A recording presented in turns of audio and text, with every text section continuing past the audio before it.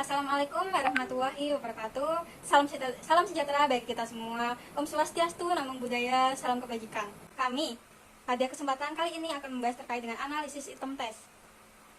Kami dari kelompok 8, dengan saya sendiri adalah Siti Muqayyimah dengan NIM 71014 2011 9. Lalu ada 3 partner saya, Junita Astuti dengan NIM 71014 2012 2. Lalu ada Dewi Tia Susilawati dengan NIM 71014 2005 3. Lalu yang terakhir adalah ada Cahyani Putri Kinasi dengan NIM 71014 2014 5. Nah, yang pertama-tama kita akan membahas terkait definisi dari analisis item test. Jadi menurut seorang ahli bernama Sujana, analisis item test itu adalah pengkajian pertanyaan-pertanyaan tes agar diperoleh perangkat pertanyaan yang memiliki kualitas yang memadai. Kualitas memadai di sini dimaksudkan adalah tingkat kesukarannya sesuai dengan target capaian dan juga kemampuan siswa.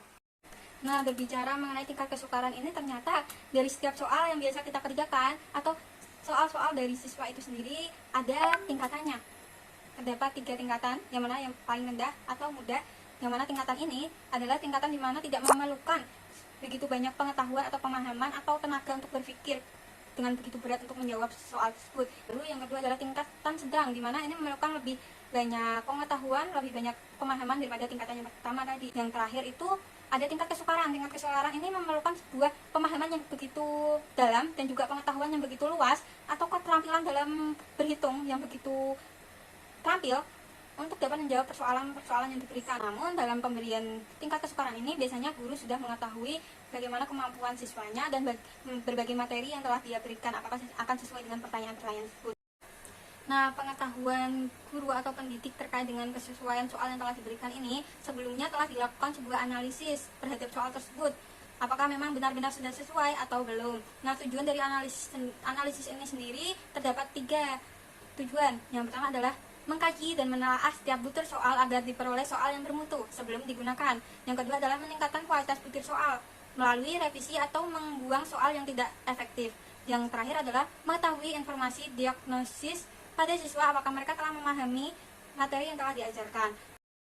Sebelum guru itu memberikan soal kepada siswanya, maka biasanya guru melakukan analisis soal terlebih dahulu.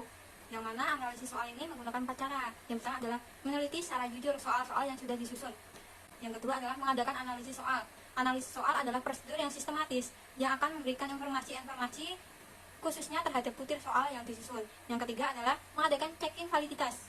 Validitas sangat penting bagi tes, karena validitas ini dapat merumuskan tujuan setiap bagian pelajaran secara khusus dan jelas, sehingga setiap soal yang dicocokkan dengan setiap tujuan khusus tersebut terdapat kesearahan. Kemudian yang terakhir adalah mengadakan checking reliabilitas. Jadi checking reliabilitas ini digunakan untuk memberikan kepastian bahwa satu soal dengan soal lainnya itu berbeda dengan tingkat yang tinggi. Analisis item test ini memiliki berbagai fungsi. Yang pertama adalah membantu pengguna tes dalam mengevaluasi kualitas tes yang digunakan. Lalu ada merevisi soal yang tidak relevan dengan materi yang diajarkan, ditandai dengan banyaknya anak yang tidak dapat menjawab butir soal tersebut. Ketiga yaitu mendukung penulisan butir soal yang efektif secara materi dan dapat memperbaiki tes di kelas. Selanjutnya adalah meningkatkan validitas soal dan reliabilitas. Lalu dapat digunakan sebagai dasar untuk diskusi tentang efisien hasil tes, kerja remedial, peningkatan cara umum pembelajaran di kelas, dan peningkatan keterampilan pada konstruksi tes. Jadi dalam analisis item test itu di samping ada caranya juga ada tekniknya. Yang pertama adalah seorang pendidik harus menentukan terlebih dahulu tingkat kesukaran item dari soal yang hendak kita buat. Apa mau dibuat mudah atau mau dibuat sedang atau mau dibuat sukar. Lalu yang kedua adalah analisis gaya pembeda item. Jadi ketika kita membuat soal, ketika kita jadi pendidik, maka usahakan bahwa setiap soal yang kita buat itu berbeda, sehingga ini dapat membantu mengurangi kecurangan juga. Lalu yang kedua adalah teknik analisis fungsi distraktor atau pengecoh. Jadi ini tuh lebih ke arah jawaban. Jadi misal kita membuat sebuah soal pilihan ganda, maka kita usahakan jawaban tersebut tidak berjauhan sangat jauh, tapi ada sebuah persamaan yang dapat mengecoh. Baik, selanjutnya yaitu tingkat kesukaan item. Bermutu atau tidaknya item hasil belajar dapat diketahui dari derajat kesukaran atau tingkat kesulitan yang dimiliki masing-masing butir item tersebut. Kesukaran soal dapat diukur dengan suatu bilangan. Bilangan yang menunjukkan sukar atau mudahnya sesuatu soal yang mana disebut indeks kesukaran. Angka indeks kesukaran item dapat diperoleh dengan menggunakan rumus Du Bois, yaitu P sama dengan NP per N. Yang mana dapat diketahui bahwa untuk mencari angka indeks kesukaran item, kita harus membagi banyaknya tester yang dapat menjawab dengan betul item tes yang bersangkutan dengan jumlah tester yang mengikuti tes. Nah, mengenai bagaimana cara memberikan penafsiran atau interpretasi terhadap angka indeks kesukaran item, ada dua pendapat, yaitu menurut Robert L. Thorndike dan Elizabeth, serta menurut Witherington. Untuk yang pertama, menurut Robert L. Thorndike dan Elizabeth, jika besarnya P kurang dari 0,30, maka interpretasinya yaitu terlalu sukar. Nah, jika P di antara rentang 0,30 sampai 0,70, maka interpretasinya yaitu cukup atau sedang. Serta jika P lebih dari 0,70, maka interpretasinya yaitu terlalu mudah. Nah, untuk pendapat yang kedua, jika P-nya kurang dari 0,25, maka terlalu sukar. Di antara rentang 0,25 sampai 0,75, maka cukup atau sedang. Serta jika P lebih dari 0,75, maka terlalu mudah. Contoh soal. Sebanyak 10 orang tester mengikuti tes hasil tahap akhir dalam mata pelajaran akuntansi keuangan yang dituangkan dalam bentuk tes objektif dengan menyajikan 10 butir item, yang mana jika setiap butir item yang dapat dijawab akan diberikan bobot 1, serta jika salah akan diberikan bobot 0. Setelah tes hasil belajar tersebut berakhir, dilakukan koreksi dan diberikan skor, yang mana pada akhirnya tes hasil belajar menghasilkan pola penyebaran jawaban item sebagai berikut, yang mana dapat dilihat pada tabel 1. Dari hasil analisis yang dilakukan terhadap 10 butir item tes hasil belajar tersebut, dapat diketahui bahwa sebanyak 5 butir item termasuk dalam kategori item yang kualitasnya baik, yang mana derajat kesukaran itemnya cukup atau sedang, yang ditunjukkan dalam nomor 1, 4, 5, 8, dan 10. Serta item yang masuk dalam kategori sukar yaitu nomor 2 dan 6.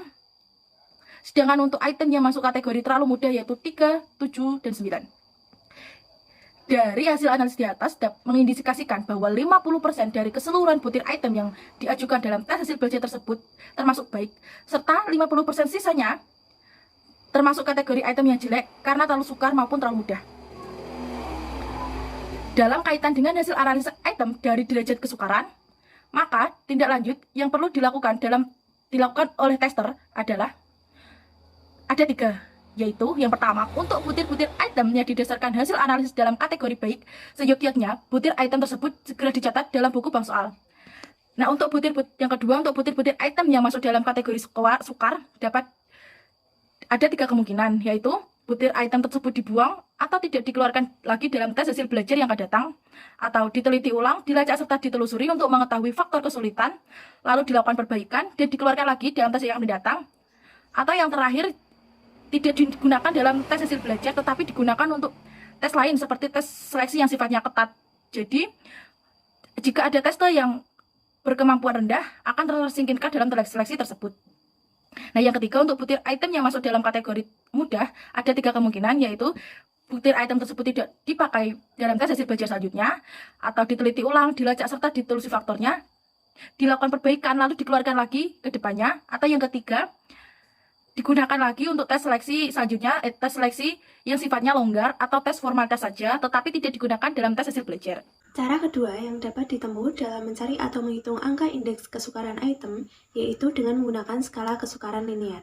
Skala kesukaran linear ini disusun dengan mentransformasikan nilai P menjadi nilai Z, di mana perubahan dari P ke Z itu dilakukan dengan menggunakan tabel nilai Z, yang umumnya ada pada buku statistik. Langkah pertama yaitu mengoreksi nilai P kotor menjadi nilai P bersih dengan menggunakan rumus PB sama dengan APK min 1 per A min 1, di mana PB ini merupakan P bersih, PK merupakan P kotor, A merupakan alternatif atau option yang disediakan atau dipasangkan pada butir item yang bersangkutan, dan 1 merupakan bilangan konstan. Langkah kedua yaitu mentransformasikan nilai P bersih menjadi Z. Langkah ketiga yaitu mencari atau menghitung angka indeks dengan menggunakan indeks Davis yang diberi lambang D, yang diperoleh dengan menggunakan rumus D sama dengan 21,063Z plus 50. Keuntungan menggunakan indeks ini yaitu kita dapat terhindar dari tanda minus yang dimungkinkan terjadi apabila kita menggunakan skala kesukaran linear. Selanjutnya yaitu teknik analisis daya pembeda item. Daya pembeda item yaitu kemampuan suatu butir item tes hasil belajar untuk membedakan antara testi yang berkemampuan baik dengan testi yang berkemampuan kurang baik. Mengetahui daya pembeda item itu penting sekali, sebab salah satu dasar yang dipegangi untuk menyusun butir item tes hasil belajar yaitu adanya anggapan bahwa kemampuan antara testi yang satu dengan testi yang lain itu berbeda-beda. Daya pembeda item dapat diketahui dengan cara melihat besar kecilnya angka indeks diskriminasi item, yaitu angka yang menunjukkan besar kecilnya daya pembeda atau diskriminasi power butir item.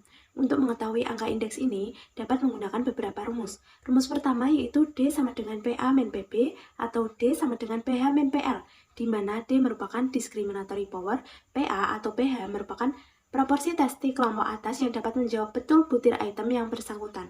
PA atau PH diperoleh dengan rumus BA per JA, di mana BA ini merupakan banyaknya testi kelompok atas yang dapat menjawab dengan betul butir item yang bersangkutan, dan JA ini merupakan jumlah testi yang termasuk dalam kelompok atas.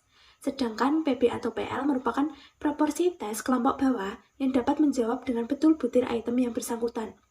PB atau PL ini diperoleh dengan cara BB per JB, di mana BB ini merupakan banyaknya tes di kelompok bawah yang dapat menjawab dengan betul butir item yang bersangkutan, dan PL merupakan jumlah testi yang termasuk dalam kelompok bawah. Sebagai contoh, 10 orang testi mengikuti tes hasil belajar dalam mata pelajaran akuntansi keuangan yang tertuang dalam bentuk multiple choice item, di mana setiap butir item yang dijawab dengan betul diberi bobot 1 dan yang salah diberi bobot 0. Setelah tes hasil belajar berakhir, akan dilakukan pengoreksian dan pemberian skor. Ini adalah tabel distribusi skor-skor hasil tes belajar mata pelajaran akuntansi keuangan yang diikuti oleh 10 orang testi tersebut. Untuk mengetahui angka indeks diskriminasi item D, langkah-langkah yang perlu dilakukan yaitu membagi atau mengelompokkan testi yang jumlahnya 10 orang menjadi 2 kelompok, yaitu kelompok atas dan kelompok bawah. Dari skor hasil tes tersebut dapat dibagi menjadi 2 kelompok, yaitu kelompok atas dan kelompok bawah, di mana kelompok atas ini terdiri dari testi yang memperoleh skor lebih dari 5, dan kelompok bawah terdiri dari testi yang memperoleh skor kurang dari sama dengan 5. Langkah selanjutnya yaitu menuliskan dan memberikan kode-kode terhadap hasil pengelompokan tes di atas dua kategori tersebut, yaitu untuk selanjutnya mencari atau menghitung dari BA, BB, PA, PB, dan D-nya. Nah, BA di sini adalah banyaknya tes di kelompok atas yang dapat menjawab dengan betul butir item yang bersangkutan, sedangkan BB merupakan banyaknya tes di kelompok bawah yang dapat menjawab dengan betul butir item yang bersangkutan. Nah, kemudian menyatakan JA dan JB-nya. JA di sini merupakan jumlah testi yang termasuk dalam kelompok atas, sedangkan JB merupakan jumlah testi yang termasuk dalam kelompok bawah. Kemudian kita mencari PA. Nah, PA di sini merupakan proporsi testi kelompok atas yang dapat menjawab betul butir item yang bersangkutan. PA ini diperoleh dari BA dibagi dengan JA dikali dengan 100. Nah, kemudian kita mencari PB. PB di sini merupakan proporsi testi kelompok bawah yang dapat menjawab betul butir item yang bersangkutan, yaitu diperoleh dari BB dibagi dengan JB dan dikali dengan 100.